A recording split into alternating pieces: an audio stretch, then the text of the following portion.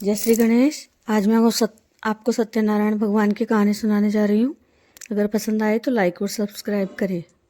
एक दादी पोती थी जिनका सत्यनारायण भगवान की कहानी सुनने का नियम था।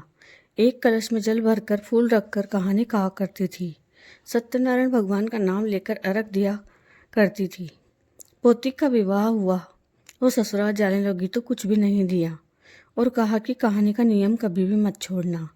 पोती ससुराल जाने लगी और रास्ते में सोचती हुई जाने लगी कि ससुराल में सब लोग पूछेंगे कि पीहर से क्या लाई तो क्या बताऊंगी।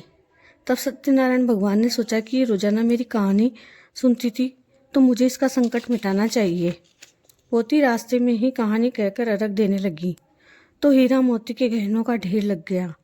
वहां से पहन ओढ़कर ससुराल पहुंची तो ससुर जी सासू जी से बोले कि बहुत बड़े घर की है, बहुत धन लेकर आई है और कहा कि पड़ोसन के घर से मूंग चावल लाकर बहू के लिए बनाओ।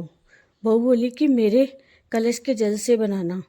मूंग चावल लाकर कलश के जल से बनाने लगे तो कढ़ाई भगोने भर गए। तरह तरह के मिठाइयाँ बन गई। सासू जी बोली कि बहू जीम ले।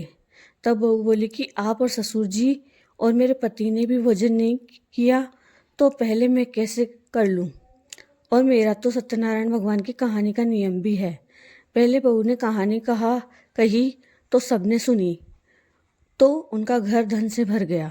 सासू जी सब जगह सत्यनारायण भगवान का प्रसाद बांटने लगी तो पड़ोसन बोली कि अभी तो तू मुझसे मूंग चावल उधार लेकर गई थी, इतनी देर में ही इतना धन कहाँ से ले आई। तब सासू बोली कि मेरी बहू सत्यनारायण भगवान की कहानी सुनती है, उन्होंने ही ये सब दिया है। सत्यनारायण भगवान जैसा दादी की पोती को दिया वैसा सबको को देना, कहते को सुनते को उकारा वर्ते को सबको देना, हमारे सारे परिवार को देना।